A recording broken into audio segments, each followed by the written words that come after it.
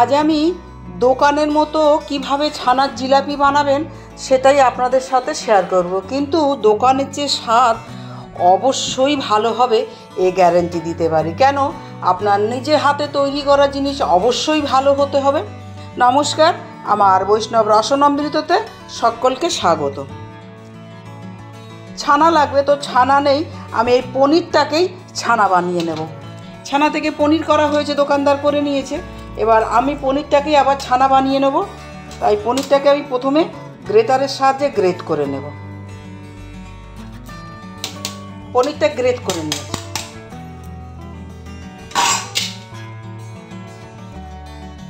এবার একটা হাত দিয়ে খুব ভালো করে মিজিয়ে একদম মসৃণ করে নেব। সময় লাগবে 3 থেকে 4 মিনিট সময় লেগে যাবে এটা মসৃণ করতে। তো একটু ধৈর্য ধরে এটা মসৃণ করে মেখে নেব। আগে পনিরটা মোলায়েম করে মেখে নিয়েছি। এবার ময়দা দেব। 1 চামচ, 2 চামচ, 3 চামচ ময়দা দিলাম। ময়দা দিয়ে আবার ভালো করে এটা মসৃণ করে একটা ডো বানিয়ে নেব। যদি বেশি শুকনো হয়ে যায় তখন একটু দুধ মেশাবো। এখন নয়, আগে মেখে দেখব, যে প্রয়োজন যদি থাকে তাহলে একটু লিকুইড দুধ মেশাবো। আগে আমি মেখে দেখি কেমন হচ্ছে। লিকুইড দুধ মেশাতে হবে না, কিন্তু 1 চামচ ঘি দেব। 1 চামচ ঘি দিয়ে এটা আবার ভালো করে মেখে নেব। ঘিটা দিলে অপূর্ব স্বাদ হবে, অতএব ঘিটা একটু দেবেন। এই যে বললাম না, দোকানের মতো হবে, কিন্তু দোকানের চেয়ে স্বাদ অনেক বেশি ভালো হবে, হতেই হবে। আপনারা একবার আমার ভিডিওটা অনুসরণ করে তৈরি করে দেখবেন, তারপরে বিশ্বাস হবে। ভালো করে আগে মেখে একটা মোলায়েম মসৃণ ডো বানিয়ে নেব। ওটা রেডি হয়েছে, এটা রেখে দেব। এখন একটা রস বানিয়ে নেব। গ্যাসের উপর কড়া চাপিয়ে দিয়েছি। এবার চিনি দিচ্ছি। 1 বাটি চিনি দিলাম। যতটা চিনি দিয়েছি তার ডবল জল দেব। 2 বাটি জল দিয়ে দিলাম। গ্যাসের হিট একদম ফুলে করে দিলাম। একটা এলাচ এরকম সাঁড়াশি দিয়ে চেপে দিয়েছি, আর একটা বড় দারচিনি দিয়ে দিচ্ছি। একটা মাঝারি রস বানাবো, খুব পাতলা নয়, আবার 1 তার 2 তারও করবো না। যে হালকা হালকা একটা আঠালো ভাব আসছে, অর্থাৎ রসটা আমার হয়ে গেছে। রসটা আমি এখন অন্য একটা পাত্রে ঢেলে নেব।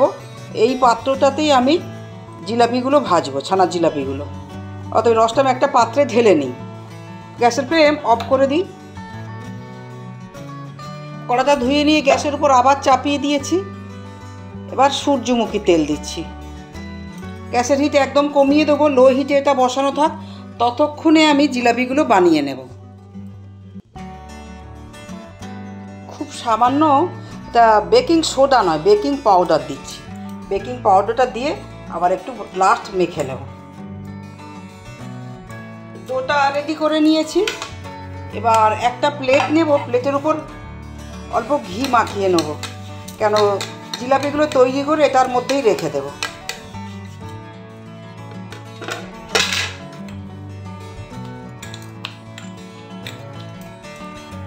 সবগুলো যাতে এক সাইজের হয়, সেই জন্যে প্রথমে 1 সাইজের গোল্লাগুলো আমি কেটে নেব। 1 সাইজের লেচি করে নিচ্ছি এবং এগুলো একসঙ্গে গোল করেও আগে পাকিয়ে নেব। সবগুলো আগে গোল গোল করে পাকিয়ে নেব। এবার একটা নেব, নিয়ে আর একবার ভালো করে গোল করে নেব। এবার আমি এই তাকের উপরেই কেটে নেব। এটা খুব ভালো করে আমি মুছে নিয়েছি। এবার প্রথমে এটা লম্বা করে নেব। ধীরে ধীরে চাপ দেবো, খুব জোরে চাপ দিলে কিন্তু এটা ভেঙে যাবে। অতএব ধীরে ধীরে একটু চাপ দিতে হবে, ধীরে ধীরে লম্বা হবে। একটা লম্বা বানিয়ে নিয়েছি। 2 মুখ একটু সরু করে নেব।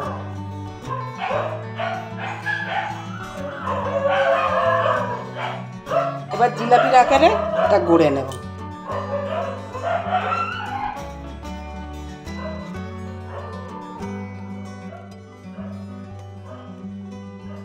হাতের উপর তুলে নিচ্ছি। এবার যদি কোনো অসুবিধা থাকে সেগুলো এরকম হাত দিয়ে চেপে চেপে দিতে হবে। এটা বানিয়ে নিয়েছি, এটা প্লেটের ওপর রেখে দেব। আরও একটা দেখাচ্ছি। একটা গোল্লা নেব, নিয়ে এরকমভাবে ধীরে ধীরে লম্বা করব। কখনোই জোরে চাপ দেওয়া যাবে না, কেন এটা ছানা খুব সফট, ভেঙে যাবে বা কেটে যাবে, দু টুকরো হয়ে যাবে। এভাবে লম্বা করে নিতে হবে, আর দুটো মুখ একটু সরু করে নিতে হবে। দেখুন দুটো মুখ আমি সরু করে নিয়েছি, আর মাঝখানটা একই রকম করে নিয়েছি। এবার জিলাপির শেপ দিয়ে দেব।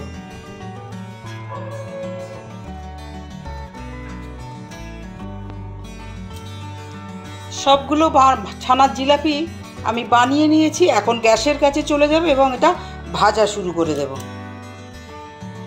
তেল তো আগেই গরম ছিল, এখন 1 চামচ গাওয়া ঘি দিয়ে দিচ্ছি তেলের মধ্যে। এখন ঘিয়ের মধ্যে প্রথমে একটা জিলাপি দিয়ে দেব, প্রথমে একটাই দেব। এবং গ্যাসের হিট এখন লো হিটে রেখেছি, লো হিটেই ভাজবো। এটা ধীরে ধীরে ফুলে ওপর দিকে উঠে আসবে। দেখুন এটা ফুলে ওপর দিকে উঠে এসছে। এখন আমি এটা উল্টো দিক করে দেব। এভাবে উল্টে পাল্টে আমি একদম লাল লাল করে ভেজে নেব।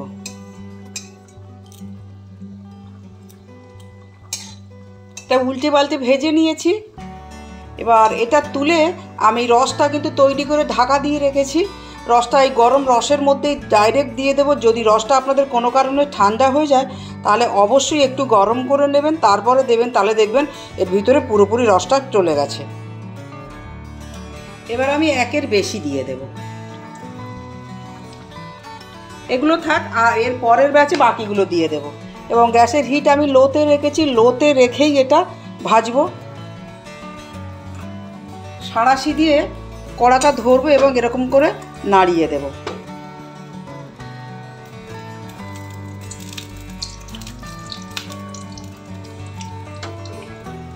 সব অটোমেটিকভাবে ভেসে উপর দিকে উঠে আসছে। এবার আমি ধীরে ধীরে এগুলো উল্টো দিক করে দেবো। একটু সাবধানে করতে হবে, নইলে ভেঙে যেতে পারে। এগুলো এখনো হয়নি, এগুলো একটু পরে দেব। এখন গ্যাসের হিট মিডিয়াম করে দেব।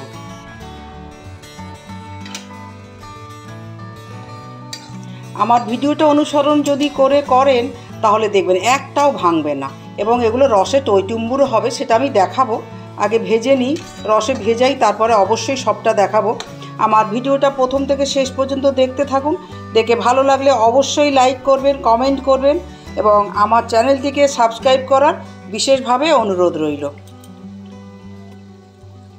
এগুলো এরকম উল্টে পাল্টে ভেজে নেব। একবার এপিট করে দেবো, একবার ওপিট করে দেব, এবং আমি একটু কড়া পাকেই ভাজবো।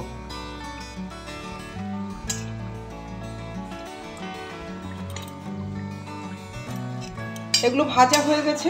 এবার এগুলো তুলে সরাসরি ওই যে বললাম রসের মধ্যে দিয়ে দেবো, এবং রসটা একটু গরমই আছে, গরম রসের মধ্যে আমি এগুলো সব একে একে দিয়ে দেব।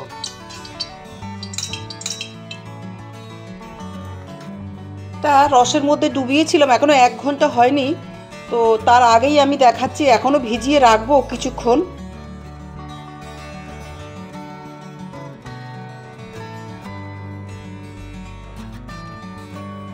একদম তুলতুলে হয়ে গেছে। এটা যদি আরও কিছুক্ষণ রেখে দিই আরও একদম রসালো হয়ে যাবে।